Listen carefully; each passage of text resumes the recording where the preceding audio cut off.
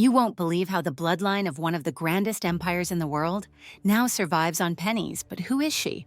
And how did it all end?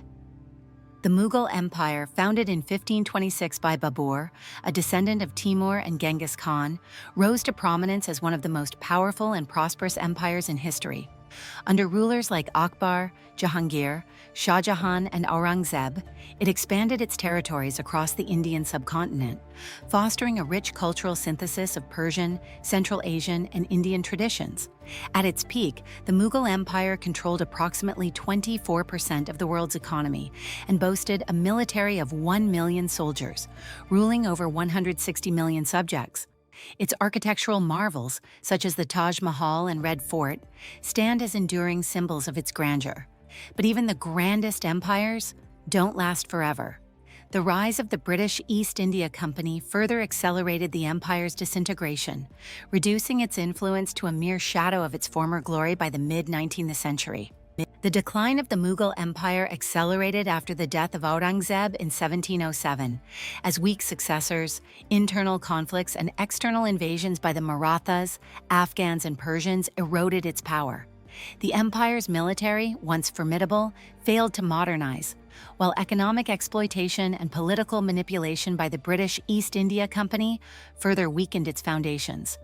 The final blow came during the 1857 rebellion, when Indian sepoys and civilians rallied around Bahadur Shah Zafar, the last Mughal emperor, declaring him their leader.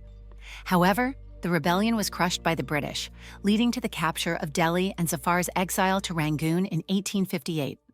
His sons and grandsons were executed, marking the end of the Mughal dynasty. But what happened to his family after his exile is something history rarely talks about.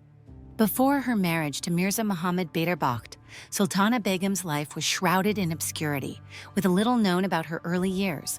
She belonged to a family that traced its lineage back to the Mughal emperors, specifically to Bahadur Shah Zafar, the last ruler of the Mughal dynasty. However, by the time of her birth, the once mighty empire had already crumbled, leaving its descendants in poverty and obscurity. Sultana's family lived in humble conditions, far removed from the grandeur of their ancestors. Her upbringing was marked by financial struggles, and she likely grew up in an environment where the tales of Mughal glory were overshadowed by the harsh realities of daily survival. Despite her royal lineage, she had no access to the wealth or privileges that once accompanied her family name.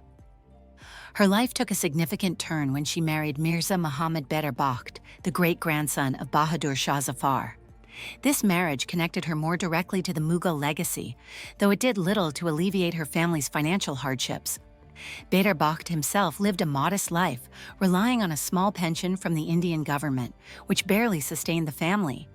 Sultana's marriage to him marked the beginning of her lifelong struggle to preserve the dignity of a lineage that once ruled one of the world's greatest empires. But how did royal blood end up counting pennies? The answer lies in what happened to her husband. Mirza Muhammad Bader Bakht, the great-grandson of Bahadur Shah Zafar, the last Mughal emperor, carried the weight of a once mighty dynasty on his shoulders. Born into a lineage that once ruled over much of the Indian subcontinent, Bader Bakht grew up amidst the remnants of royal pride, dreaming of restoring the lost glory of his ancestors. However, the reality of post-independence India offered little room for such aspirations. Despite his royal heritage, he lived in relative obscurity, relying on a modest pension granted by the Indian government as recognition of his lineage. Bader Bakht's marriage to Sultana Begum was a union of two individuals clinging to the fading echoes of their royal past.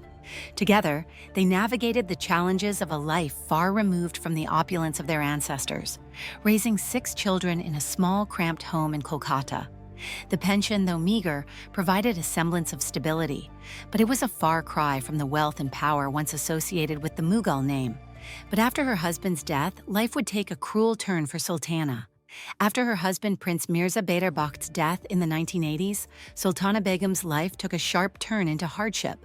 Left with 6 children to support, she found herself in a relentless struggle for survival. Her husband's modest pension, which had barely sustained the family, was reduced to just a few hundred rupees, plunging her deeper into poverty. She resorted to running a tea stall and sewing garments, but these efforts yielded little income, forcing her to rely on a meager monthly pension of 6,000 rupees, $69, to make ends meet. Sultana now lives in a small, crumbling two-room hut in a Kolkata slum, sharing a kitchen with neighbors and washing at a communal tap. The irony of her situation is stark.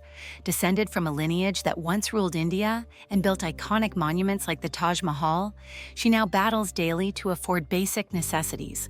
Her plight has drawn occasional media attention and sympathy from activists, but it has done little to alleviate her poverty. But what about her children? Did they carry the legacy forward or fall into the same pit of poverty?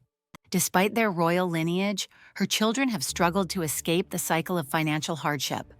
Her unmarried daughter, Madhu Begum, lives with her and helps manage their modest household, while her other daughters, also financially strained, are unable to provide much support.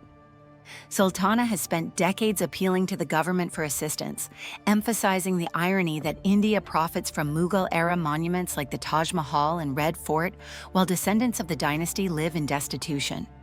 Although she received temporary aid in 2003, including a cash grant and an apartment, local goons forced her out of the property, leaving her to return to a Kolkata slum. Despite her struggles, Sultana dreams of creating a small memorial for Bahadur Shah Zafar, honoring his legacy as India's last Mughal emperor. She continues to fight for recognition and justice, not just for herself, but for the forgotten descendants of one of history's greatest dynasties. And now, after decades of silence, here's what Sultana is still fighting for. Sultana Begum, the widow of Mirza Muhammad Bedar Bakht, the great-grandson of Bahadur Shah Zafar, has spent years fighting for justice and recognition of her lineage.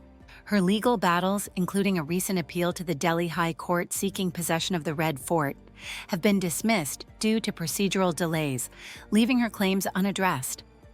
Her appeals highlight the stark contrast between the grandeur of the Mughal Empire and the poverty of its last descendants. Sultana's story is a poignant reminder of how empires can crumble, leaving their heirs to grapple with obscurity and hardship. She continues to seek justice, hoping for acknowledgement of her family's legacy and rightful inheritance. Is this how all empires end? Or will someone finally hear Sultana's voice? History isn't always about grand palaces. Sometimes it's about forgotten faces. Sultana Begum's story is a stark reminder of how the echoes of empires can fade into obscurity, leaving their descendants to struggle in silence. Her fight for recognition and justice raises important questions about how we honor the past and those who carry its legacy. What do you think?